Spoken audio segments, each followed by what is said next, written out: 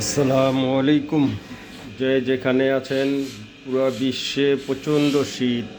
শীতে মেয়েদের সাবধানে থাকবেন, বাপ মার সেবা যত্ন নেবেন। যার বাপ মা নাই, নামাজ পড়ে দোয়া করবেন।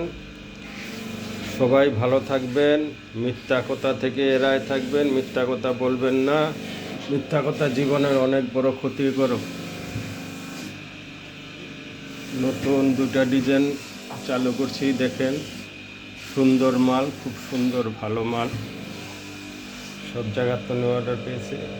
দেখেন মালগুলো, ভালো মাল এগুলো। হাফশু বলে এগুলারে, হাফশু মাল।